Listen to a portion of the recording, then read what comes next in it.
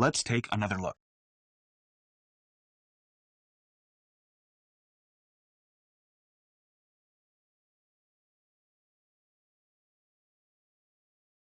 And as you just saw for yourself, something really weird took place that evening, somewhere in Argentina.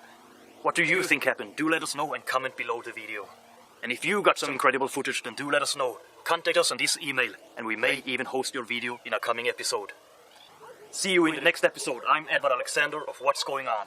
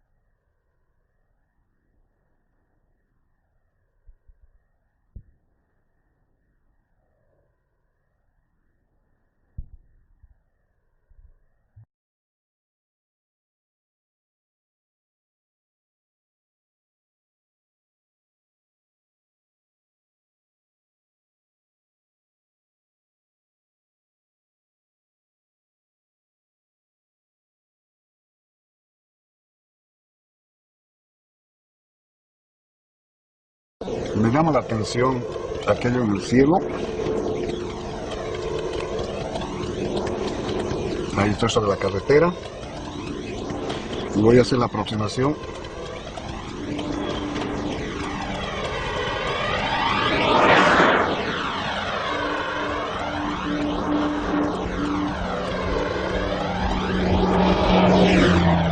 ¿Qué será?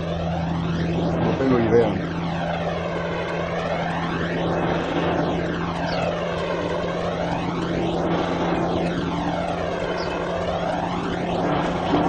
Voy a dejar.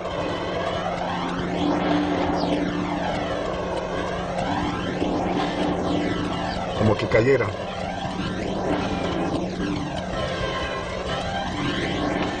Me aproximo.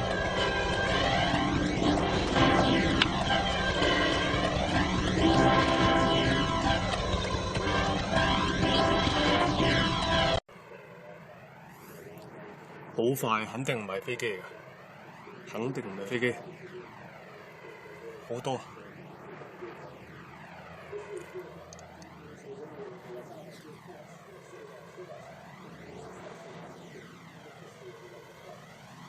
佢有一隻，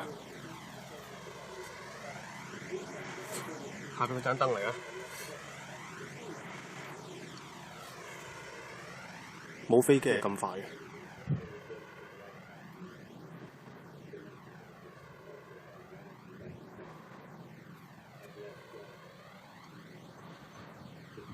你後邊嗰隻唔見咗。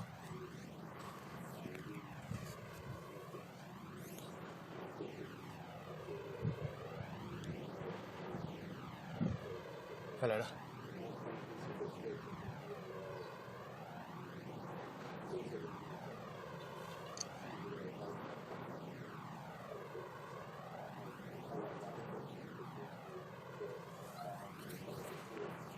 收唔到啊？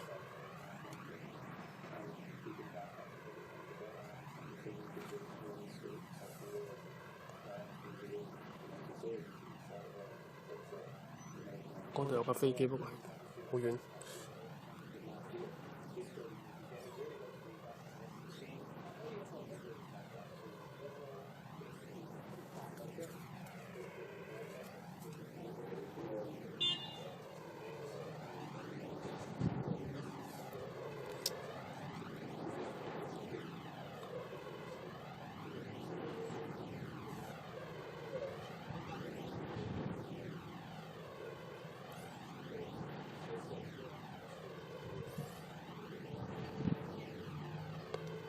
走咗。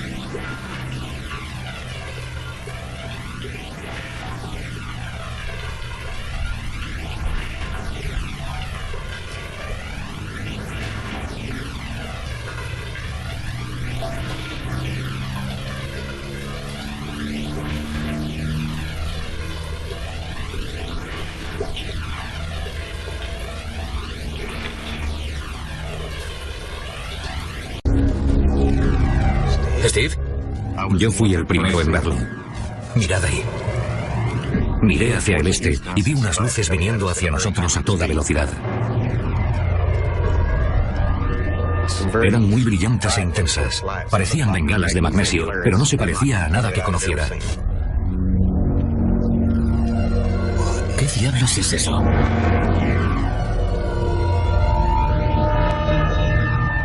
Ninguno decía nada porque estábamos todos sobrecogidos.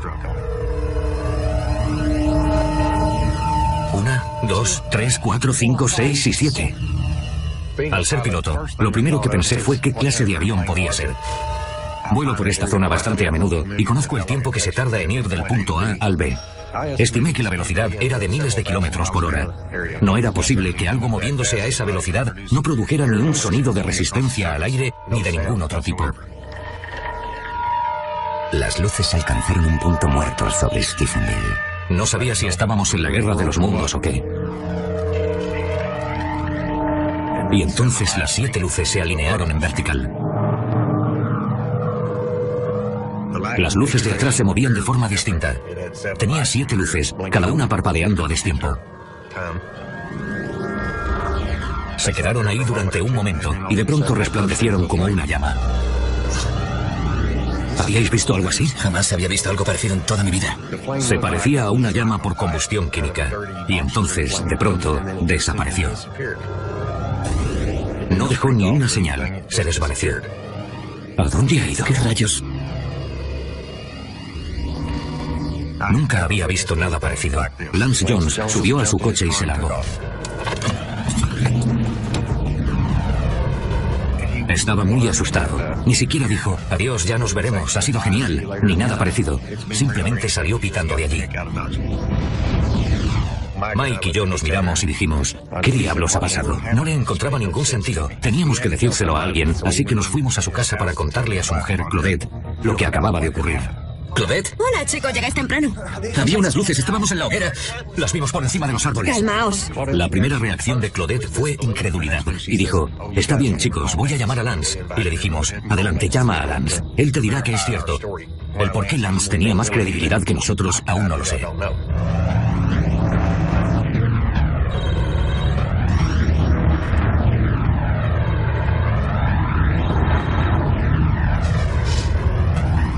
¿Hola? Lance, soy Claudette. Y antes de decir nada más, creo que Lance le dijo, corre, sal afuera, creo que está volviendo. Está bien, vale. Más vale que sea bueno. Esta vez estaba más cerca y a menos altura. Esa cosa estaba demasiado cerca. No era algo que pasase de pronto por el universo, se acercaba a nosotros. Y de pronto aparecieron 2 F-16. Los propulsores a pleno rendimiento, con las llamas detrás, persiguiendo a esa cosa. Vivimos cerca de 3 bases aéreas distintas. Y nunca habíamos visto F-16 a esa altura. Y mucho menos en plena persecución. Parecía como si les mantuviese a raya, como si pudiese controlar su velocidad mejor que ellos. Lo vimos ir hacia el este hasta que desapareció de vista. ¿Por qué iban los militares a perseguir algo si fuese creación nuestra? Obviamente, no lo harían. Así que las preguntas eran, ¿qué hacen aquí? ¿Por qué están aquí? ¿Y qué es lo que quieren? ¿Son peligrosos? Tenía muchas preguntas y necesitaba las respuestas. Antes de irme esa noche les dije a Mike y a Claudette, vamos a llegar al fondo de esto, pero tenía prisa por ir a mi casa. Mi primera reacción fue pensar que si era el fin del mundo, quería estar en casa y proteger mi hogar, a mi mujer y estar con mis seres queridos. Trataba de procesar todo lo que habíamos visto esa noche, de encontrarle sentido. Cariño, ¿qué ocurre?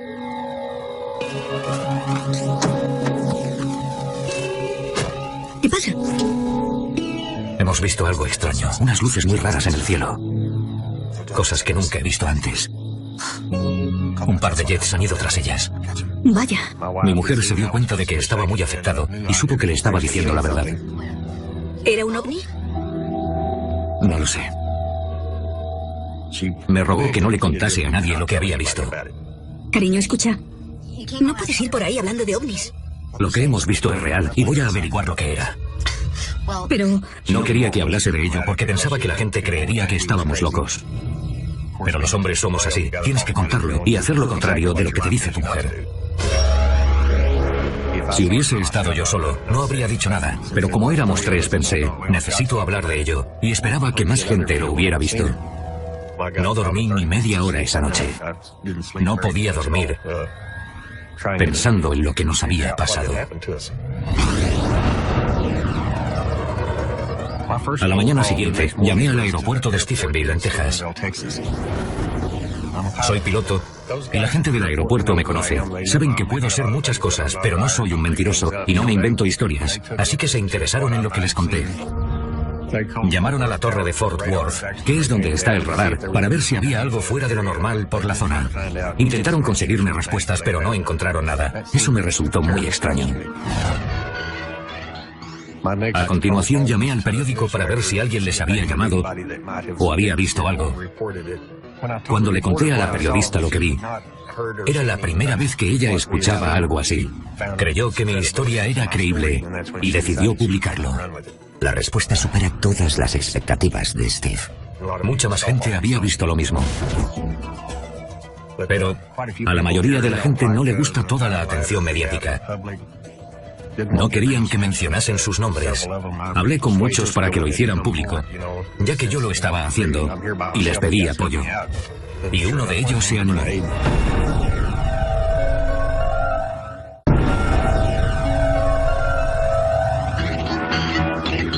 Noche del 8 de enero de 2008, en las afueras de Stephenville, Texas, Steve Allen y un grupo de amigos vieron cómo aviones militares perseguían unas luces extrañas, pero no fueron los únicos testigos de este misterioso suceso.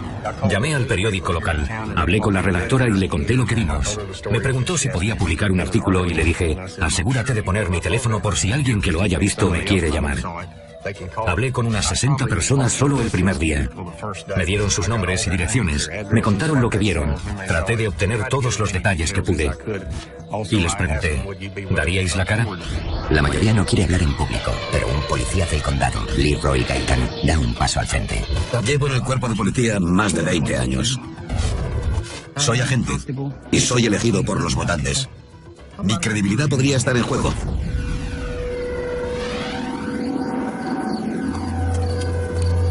¿Mamá lo ha pasado bien? Sí, se llevó una sorpresa. Era el cumpleaños de mi mujer y habíamos comprado un pastel y cocinado para ella. ¿Qué es eso, papá? Mi hijo señaló hacia el cielo y dijo, papá, mira esas luces.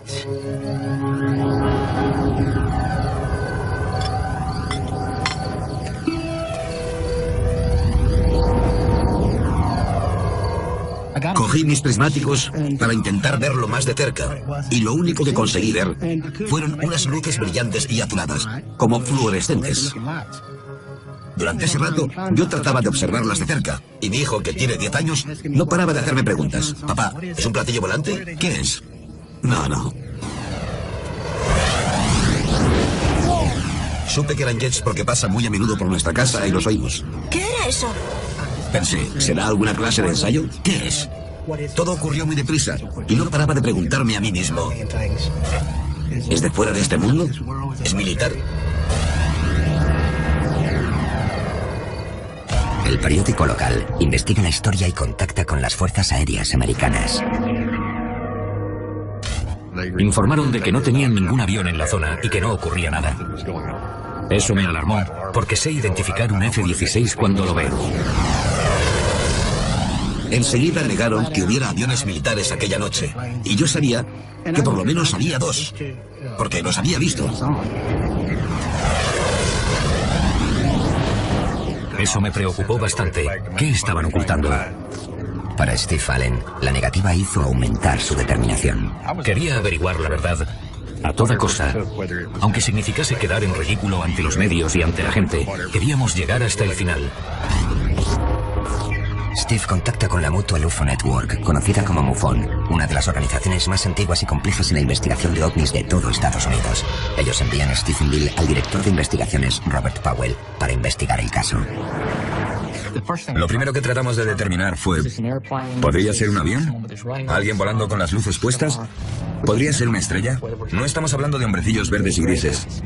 Hablamos de un suceso, un objeto volador no identificado que nadie podía reconocer. Y como científico, debes investigarlo. Solo en unos días, la investigación da con 17 testigos que corroboran la versión de Steve Allen. Funcionarios, hombres de negocios, agentes de la ley, muchos testigos diferentes. Lo que hacía de Stephenville un suceso único de avistamiento ovni no era solo que hubiese 17 testigos, sino que cada uno lo vio en momentos diferentes, sobre un árbol y sobre otros lugares en un intervalo de tiempo de media hora. Así que no era un solo avistamiento en común. Era algo extraordinario. De pronto, otro testigo de peso da un paso al frente, cuestionando la versión de los militares de que no había nada raro sobrevolando Stephenville la noche del 8 de enero de 2008. La noche del 8 de enero, uno de mis agentes estaba en el centro, cerca del juzgado del condado aquí en Stephenville. Y me contó que vio un objeto enorme. Le pregunté y dijo que pensó que era un avión a punto de estrellarse. Dijo que vio el contorno, la silueta y también unas luces. No tardó en darse cuenta de que no era un avión, porque pasó de estar horizontal a ponerse en vertical, cerca del juzgado. Y luego se fue hacia el este.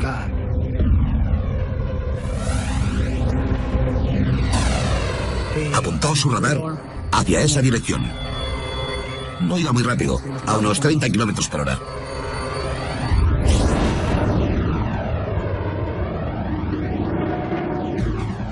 Debido a mi experiencia de vuelo, conozco la última tecnología en la industria aeronáutica y sus características.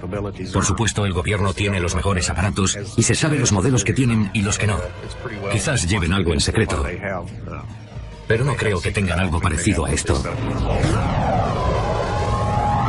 Como ingeniero aeroespacial, el Dr. Wallace Fowler estudia diseño aeronáutico y pruebas de vuelo.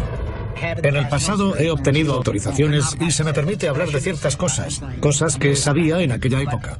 Pero estoy seguro de que los militares hacen cosas sobre las que no nos van a hablar nunca.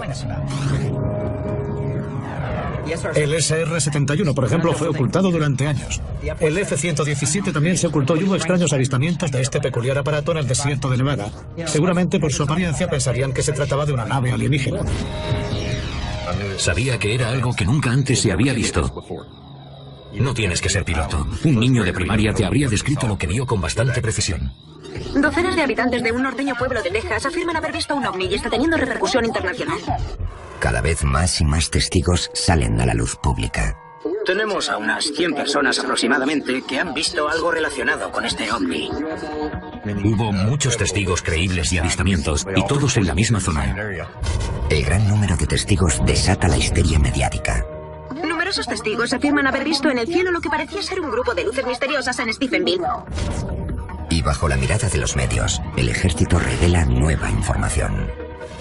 Finalmente, los militares dieron a conocer un informe en el que se decía que efectivamente tenían 10 F-16 en la zona. Eso me preocupó bastante. Sentí como una traición el que hubiesen esperado tanto tiempo en contarlo. Obviamente trataban de ocultar algo, estaban encubriéndolo. Si fuese algo relativo a la defensa nacional, entiendo que no me lo cuenten a mí ni a nadie. Solo tendrían que haber dicho, es un aparato nuestro, ya está, y no se abre más. Pero la respuesta del gobierno de los Estados Unidos para avistamientos ovni ha sido firme durante décadas. La periodista de investigación Leslie Kean ha pasado los últimos 10 años documentando avistamientos de ovnis por todo el mundo. En los años 50, las Fuerzas Aéreas fundaron un programa llamado Proyecto Libro Azul, cuyo propósito era recibir avisos de los ciudadanos sobre avistamientos de ovnis. En el Proyecto Libro Azul, eran expertos en ridiculizar a la gente y en buscar explicaciones a casos especialmente absurdos. Básicamente, eran las relaciones públicas de las Fuerzas Aéreas para banalizar el tema de los misteriosos ovnis. Los militares cerraron el Proyecto Libro Azul en 1970. En el caso de Stephenville, las Fuerzas Aéreas declararon que los testigos fueron engañados por una ilusión óptica. Dijeron que había sido el reflejo de un avión de pasajeros a gran altura. Ni siquiera ellos son capaces de creerse esa estupidez. Otra de las explicaciones que ofrecieron fue la de las nubes lenticulares, nubes estáticas en forma de lentes gigantes a gran altura. Las nubes no van con dos F-16 persiguiéndolas. Era completamente absurdo. El investigador de MUFON, Robert Powell, presionó a las fuerzas aéreas para conseguir respuestas. Sin negar ya la presencia de los F-16, ¿qué más sabían los militares? Lo primero que pensé fue intentar conseguir información de los radares, así que envié peticiones de libertad de información a todas las bases militares en un radio de unos 100 kilómetros de Stephenville. En cada uno de los casos, la respuesta fue: no tenemos información relativa a su petición. ¿Qué significa eso? No es ni sí ni no. Enseguida pensé, me pregunto si podría obtener información de la FAA para verificar lo que han visto los testigos. La Administración Federal de Aviación facilitó informes completos de los radares de un aeropuerto cerca de Stephenville. No creo que supieran para qué era esa información, así que logramos que nos la dieran sin decirles lo que estábamos haciendo. El radar daba información detallada de la actividad que hubo en el cielo la noche del 8 de enero de 2008. Era una oportunidad única para corroborar lo que vieron los testigos. Una persona puede mentir, pero un radar no. Powell comienza descartando lo obvio. Había aviones comerciales en el informe. La mayoría a gran altura. Eran los que despegaban o aterrizaban en el aeropuerto de Dallas, pasando por la zona aérea de Fort Worth. Al seguir leyendo aparecía la reciente confirmación de los militares. La información reflejaba que hubo 10 F-16 en la zona. Entonces el radar mostró algo más. Durante el tiempo que hay entre las 6 y las 9:30 de la tarde, había en total 3 aparatos desconocidos moviéndose por la zona de Stephenville sin transpondedores. Powell sabía que el gobierno obliga a todos los aviones en su espacio aéreo a usar transpondedores. El transpondedor es similar al sistema GPS. Básicamente es una señal de radio que llega a la estación de radar.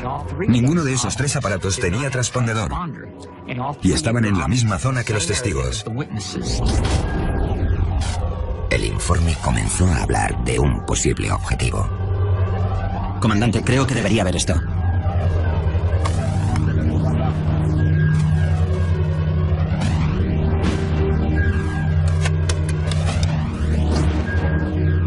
Tenemos un avión sin identificar acercándose a la zona de exclusión aérea P4 de Crawford, Texas.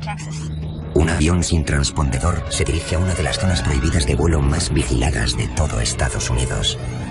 Uno de los aparatos que vimos en el radar iba directo al rancho Crawford. Viajaba en línea recta. El radar lo localizó hasta en 140 puntos. El rancho Crawford es el equivalente en esta zona a la Casa Blanca. Y hogar del presidente de los Estados Unidos, George W. Bush.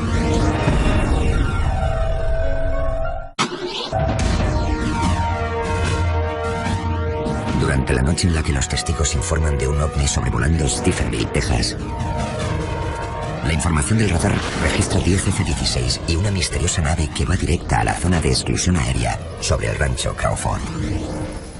El rancho Crawford es donde vive George W. Bush, nuestro expresidente. Está al este de aquí, a unos 90 kilómetros.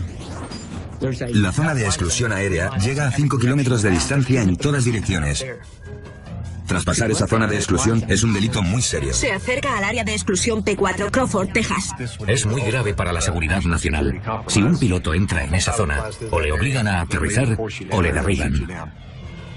La nave se dirigía a la versión tejana de la Casa Blanca y había 10 F-16 a unos 40 o 60 kilómetros de distancia de esa nave. Y en el radar se ve que ninguno de los F-16 reacciona y la nave desciende. Se desplaza en línea recta a mucha velocidad y en un par de segundos desaparece. Si los F-16 no perseguían a la extraña nave, ¿estaban las Fuerzas Armadas escoltando un avión que era secreto militar? ¿Por qué lo iban a sacar en una zona tan poblada? Lo harían en el desierto donde nadie lo pudiera ver. ¿Por qué hacerlo aquí? Si era un avión militar y lo pilotaron en zona civil, sería una metedura de pata muy grande de los militares. Tratando de averiguar más acerca de esta extraña nave, Steve Allen y Robert Powell vuelven a consultar la información del radar. Para mí, la velocidad era un asunto muy importante. El radar hace un barrido cada 10 segundos, así que una vez que sé dónde está el objeto y lo localizo otra vez cada 10 segundos, es cuestión de echar cálculos para saber a qué velocidad se movía entre los 10 y los 20 segundos.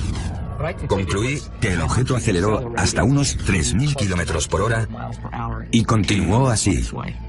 Después, Powell investigó para averiguar el tamaño del aparato. No podía hacerlo con la información del radar, porque nada de lo que registra la FAA tiene que ver con las dimensiones. Pero uno de los testigos decía tener algo que quizás podríamos usar. Después de que se conociera mi historia, un compañero al que conozco de toda la vida me dijo que la noche del 8 de enero vio lo que llamaríamos una nave.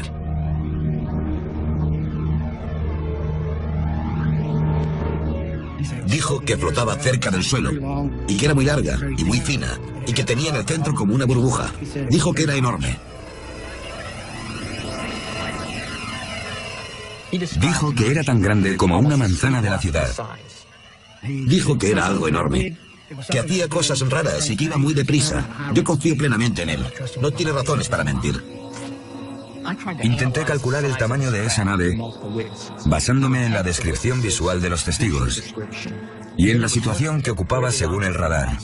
Y basándome en eso, poder calcular el tamaño usando la trigonometría. El tamaño aproximado que debía tener era de unos 400 metros por 200. Algo de ese tamaño, con el alcance de 2 campos de fútbol, es como coger un campo de fútbol y hacerlo girar en un poste. Y ese es el tamaño que tendría esa cosa. La pregunta es, ¿ha construido el hombre una nave con esas características? El SR-71 alcanzaba los 3.000 kilómetros por hora, así que es perfectamente capaz de alcanzar estas velocidades. El X-15 alcanzaba los 7.000 kilómetros por hora. El transbordador espacial alcanzó los 28.000 kilómetros por hora o más. Así que hemos construido naves que pueden volar más rápido que esa. Pero para que puedan hacer lo que vieron los testigos, tendría que tener, primero, mucha energía. La propulsión es lo más difícil. Se necesita muchísima propulsión para que un aparato que mide 200 metros de largo alcance los 3.000 kilómetros por hora.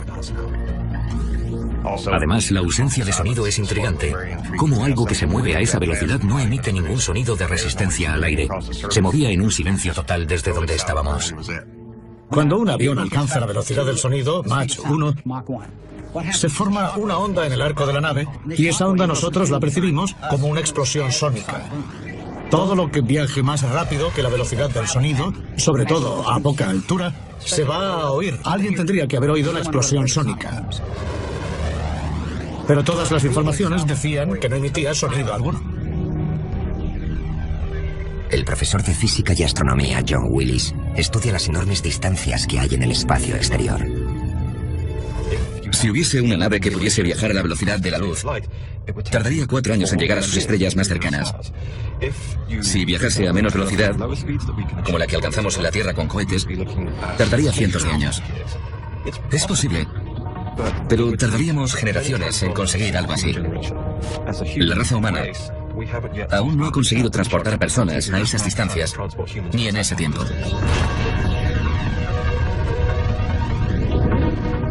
Podemos hacer estimaciones sobre cuántos planetas podrían albergar vida, pero saber cuándo vamos a poder establecer contacto con una civilización alienígena es algo sobre lo que no se quiere especular. Creo que fuera lo que fuera aquello, no era de este planeta, a juzgar por su forma de volar y la velocidad a la que viajaba en completo silencio. Lo desconocido es muy intrigante y te deja sin respuestas. Busqué en internet y encontré un artículo de 1890 o 1891 donde ya se hablaba de avistamientos.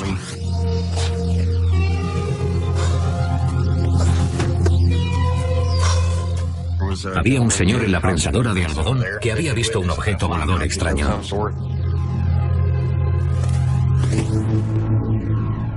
Era muy brillante. Lo describió como una bala de algodón en llamas. He visto algodón ardiendo y tiene el mismo color que lo que vimos, así que se parece bastante en lo referente al color de la llama. Eso me dice que ha habido muchos avistamientos por la zona. Ese no fue el único. Sea lo que sea, parece que aparece y desaparece en esta zona. 2 semanas después del avistamiento, el agente Gaitan responde a un aviso en Stephenville. Era tarde. Serían las 3 de la mañana cuando escuché un aviso de alarma por radio. Una alarma había saltado en un negocio. Y como estaba cerca, pensé, voy a pasarme y a esperar a que vengan los refuerzos para registrar el edificio. Algo llamó mi atención en el cielo. Los colores pasaban del rojo al azul y quizá al verde. Esta vez Gaitan intenta obtener pruebas irrefutables del ovni. Estas cámaras no sirven para captar el cielo, sino para coches y matrículas. Pude enfocarla hacia esa cosa y comencé a grabar. Podía verlo a través del monitor de mi coche. Y era una esfera enorme que parecía flotar. No como la típica estrella, mucho más grande. Se movía de este a oeste lentamente y no sabía lo que era. Parecía como si palpitara. Parecía como si estuviese hueca. Me quedé ahí grabándola durante 15 o 20 minutos. Las luces no dejaron ni un rastro tras de sí de lo rápido que desapareció. Me fui a casa para ver el vídeo y, para mi sorpresa, tenía muchas interferencias. Por algún motivo el vídeo no se veía con claridad. Aquello también atrajo los titulares de la zona. A pesar de la imagen borrosa, el último avistamiento dotó a la investigación de un nuevo objetivo. Estábamos progresando. Todo el mundo sabía lo que había visto. Para entonces cada uno teníamos una tarea designada. Robert analizaba los radares. Yo seguía recogiendo testimonios. Y había muchos. Así que estábamos atareados intentando averiguar qué había ocurrido. Pero los militares trataron de poner excusas. Hicieron una campaña de calumnias para cubrirlo todo, desacreditando lo que habíamos visto. Los ovnis son un fenómeno que el gobierno no puede explicar. Creo que ellos saben que existen, pero no lo pueden explicar. Y no quieren ese peso en sus espaldas. Nos ridiculizaron por completo con lo que pasó. Nunca nos preguntaron qué vimos. Estaban ocupados inventando excusas.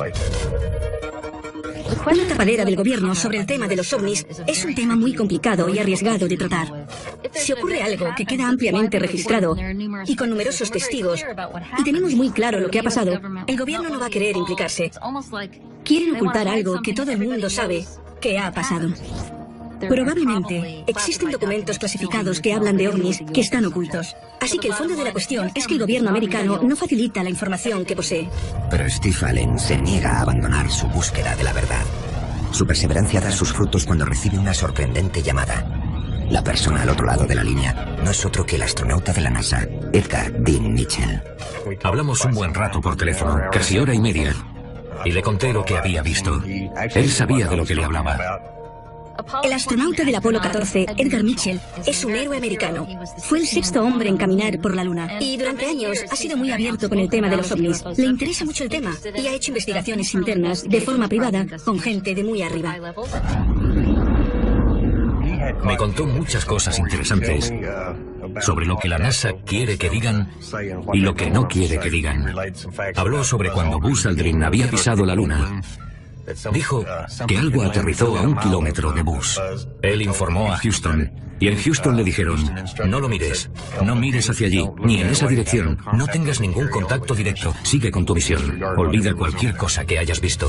¿Y qué ocurrió en la misión del Apolo de Mitchell en 1971? Había visto naves mientras estuvo en el espacio. Vio muchas cosas que no eran estrellas ni nada parecido. Vio un ovni. El doctor Mitchell tiene mucha credibilidad.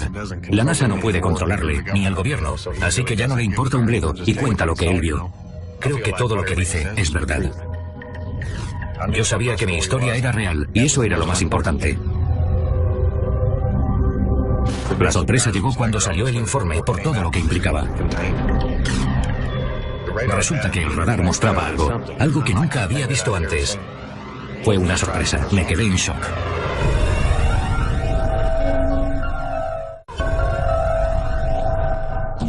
Desde que Steve Allen informó por vez primera de haber visto un ovni sobre Stephenville, Texas, la noche del 8 de enero de 2008, más de 100 testigos salieron a la luz para corroborar su historia. Pero la pregunta era, ¿qué había en el cielo aquella noche? Tras meses de recabar declaraciones de los testigos y de analizar informes de radares, los datos y los testimonios revelan una anomalía crucial.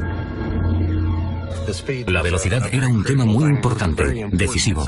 El hecho de que algo tan grande se pare de pronto y vuelva, y le lleve la delantera a 2 F-16, es algo muy extraño.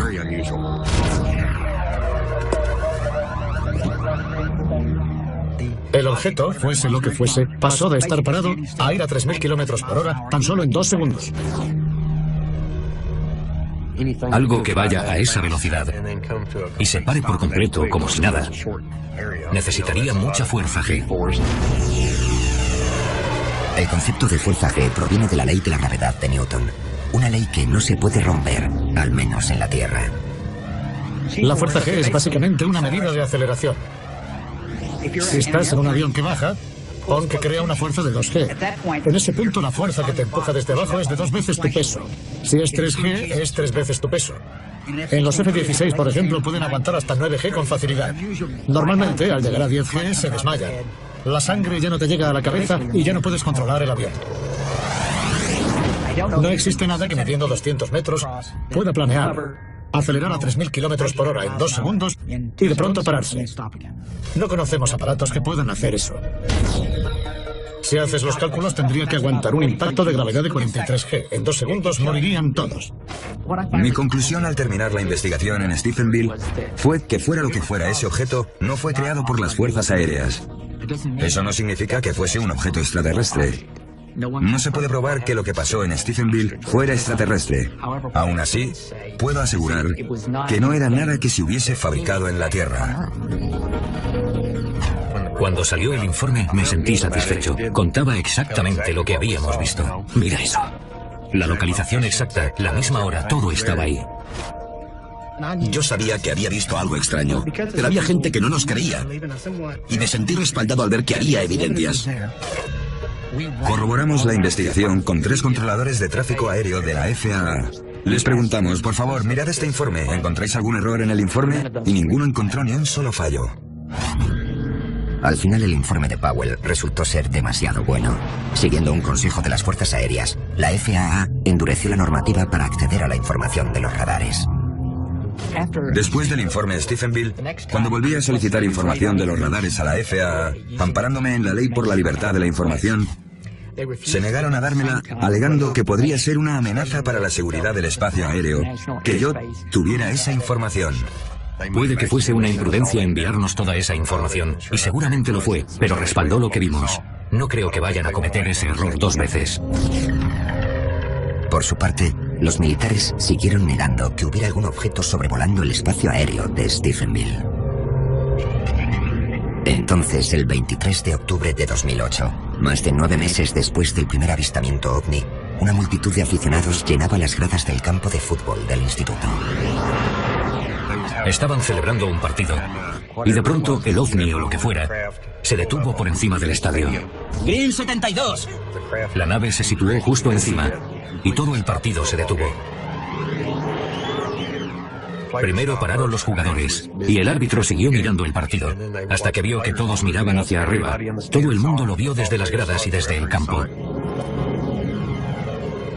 Cientos, tal vez miles de personas viendo lo mismo. Es algo real. No es ninguna alucinación. Para Steve Allen y Lee Roy Gaitan, la vida no volverá a ser igual. Desde aquel 8 de enero y los otros acontecimientos, mi vida ha cambiado. Mis creencias han cambiado. Ahora creo que puede haber vida fuera de este planeta. Y espero que antes de morir pueda llegar a saber